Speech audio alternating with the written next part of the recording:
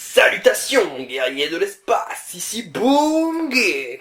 Alors, comment ça va aujourd'hui mes petits guerriers? Moi j'ai une patate d'enfer. Bienvenue dans ce second épisode de... Oui, le geek aussi est un artiste. Et aujourd'hui les amis, on va parler d'un artiste montpelliérain. Il manie la colle et le ciseau comme personne. J'ai nommé... Monsieur Garcin. C'est parti. Monsieur Garcin, jeune talent français, s'est spécialisé dans l'art du collage. Il est donc ce que l'on appelle un collagiste. Tout petit, c'était déjà un geek très créatif. Il était fan des belles images qu'il trouvait dans les mangas, dans les magazines de jeux vidéo et dans les comics. Il s'amusait d'ailleurs à découper et à recoller dans ses classeurs tous ses personnages préférés, de manière à les imbriquer les uns aux autres et ainsi créer des petites scènes. C'est ainsi que sont nés, quelques années plus tard, ses premiers tableaux.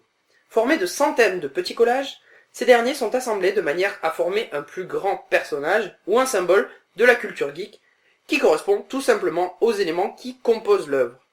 Attention, tout est collé à la main, ce qui demande un travail conséquent et très minutieux. Toutes les œuvres sont uniques, elles sont bourrées de petits détails qui vont vous permettre de découvrir et redécouvrir la création chaque fois que vous allez la regarder. Mais justement, regardez plutôt ce collage Astérix. En tout, plus de 700 personnages composent l'œuvre. Ce sont tous les personnages qui apparaissent dans la BD d'Uderzo jusqu'au moment du collage final de l'artiste. Impressionnant, n'est-ce pas? La notoriété de Monsieur Garcin a atteint son paroxysme lorsque Marvel le contacte directement pour qu'une œuvre qu'il a réalisée, qui représente l'œil de Spider-Man, devienne la couverture anniversaire du comics Amazing Spider-Man numéro 700. Il a même reçu pour l'occasion une dédicace sur son œuvre par le très grand Stan Lee. Et ouais les gars, le Montpelliérain, il pèse. Récemment, il a fait une vidéo où il nous montre comment il réalise ses collages. C'était à l'occasion de la sortie de Star Wars 7, et franchement, je dois dire que c'est vachement bien. N'hésitez pas à y jeter un coup d'œil. On va désormais parler de mon œuvre préférée. Il s'agit tout simplement de l'œil de Spider-Man. C'est avec elle que j'ai découvert Monsieur Garcin, et il l'a depuis complété en créant le second œil pour compléter la création. Et mon dieu, je trouve ça très très beau. Le fait d'utiliser Venom pour le bleu notamment des yeux lui donne une brillance magnifique. Et je trouve le relief incroyable. Donc certes, sur votre écran, on ne voit peut-être pas très bien, mais en vrai, ça vaut vraiment le coup d'œil. Ok les gens, c'est déjà presque la fin de cette vidéo, mais vous vous rappelez? Je vous ai dit qu'il y aurait une petite surprise à mon retour du Mangame. Ne partez pas, c'est pour tout de suite. Voici les indices sur le prochain artiste. Vous voyez qui c'est? Laissez votre suggestion dans les commentaires et découvrez-le dans le prochain... Oui, le geek aussi est un artiste. À très bientôt, prenez soin de vous, mission accomplie.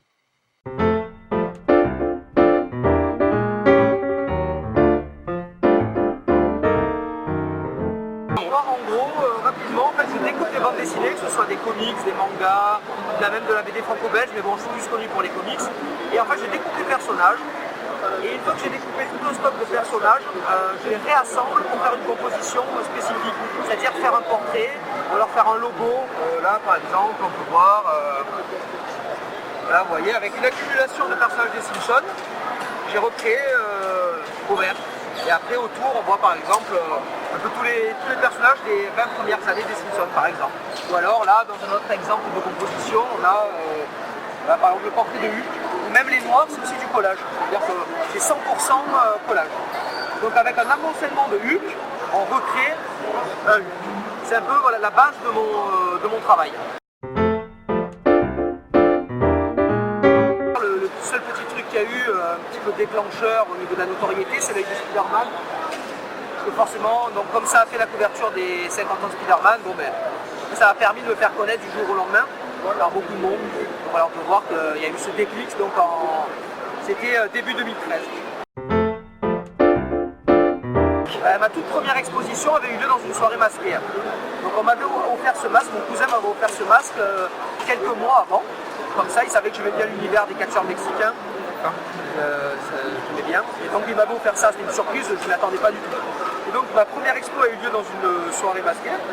Donc forcément j'ai mis le masque et tous les gens m'ont pris en photo devant mes tableaux. Ils me disaient ah mais mets-toi devant tes tableaux, on te prend en photo. Et donc le lendemain sur Facebook, tout le monde avait posté des photos, je voyais ma tête avec le masque et mes tableaux derrière. Et je me suis dit ce serait vraiment dommage qu'à ma prochaine expo il y ait des photos où j'ai pas le masque. Parce que je trouvais ça fun, et ce serait dommage. Et donc du coup je l'ai gardé, je me suis dit je vais le garder. D'autant plus que j'aime bien, ça rajoute un peu de mystère, de fun. J'aime bien Daft Punk ou Kiss. Et ce sont des personnages qui se masquent, qui se déguisent, donc voilà, je l'ai gardé pour cette raison. Ça c'est le masque d'un catcheur mexicain qui s'appelle